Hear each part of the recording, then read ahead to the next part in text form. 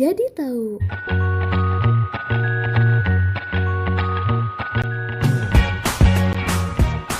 Halo teman-teman semua, perkenalkan, nama aku Jasmine. Dan nama aku Taufik. Pada pertemuan kali ini, kita akan membahas apa ya kira-kira? Nah, Jasmine, pada pertemuan kali ini kita akan membahas mengenai siklus air. Wah, menarik sekali Taufik. Mari teman-teman kita saksikan pembahasannya bersama-sama.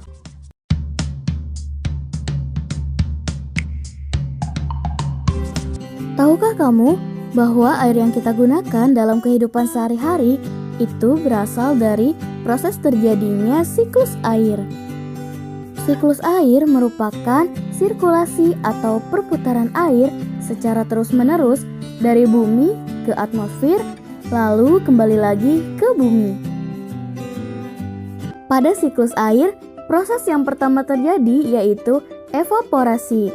Evaporasi merupakan penguapan air yang terjadi karena adanya energi panas yang bersumber dari matahari. Sinar matahari memanaskan seluruh permukaan bumi. Akibatnya, air yang ada di laut, di sungai, kemudian dari dalam tanah, dan bahkan dari keringat kita sendiri akan menguap ke atmosfer. Dan tahukah kalian bahwa penguapan air juga bisa terjadi pada tumbuhan loh? Proses ini dinamakan transpirasi. Transpirasi merupakan proses yang terjadi dari air yang diserap oleh akar tanaman dan disalurkan ke daun untuk proses fotosintesis. Kemudian hasilnya akan dikeluarkan dari tanaman melalui stomata. Air yang naik ke atmosfer pada ketinggian tertentu akan berubah menjadi partikel-partikel es yang ukurannya sangat kecil. Hal ini terjadi karena suhu yang lebih rendah dibandingkan dengan suhu di permukaan bumi. Proses ini disebut dengan kondensasi. Partikel-partikel es tersebut akan mendekat satu sama lain sehingga membentuk awan. Air yang terkondensasi jumlahnya akan terus bertambah dan semakin banyak. Karena jumlahnya yang semakin banyak, akibatnya atmosfer tidak mampu lagi menampung air tersebut.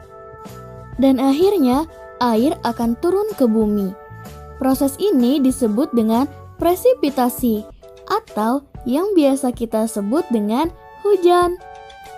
Hujan akan terjadi baik di darat maupun di laut. Air yang jatuh di permukaan tanah akan mengalir dari tempat yang tinggi ke tempat yang lebih rendah melalui saluran-saluran air seperti sungai dan selokan, sehingga air akan kembali ke laut. Namun ternyata tidak semua air hujan kembali ke laut. Tetapi sebagian dari air tersebut akan meresap ke dalam tanah dan menjadi air tanah. Air tanah ini nantinya akan berkumpul dan keluar melalui sumur. Peristiwa ini dinamakan dengan infiltrasi. Nah, teman-teman, itulah tadi penjelasan mengenai siklus air.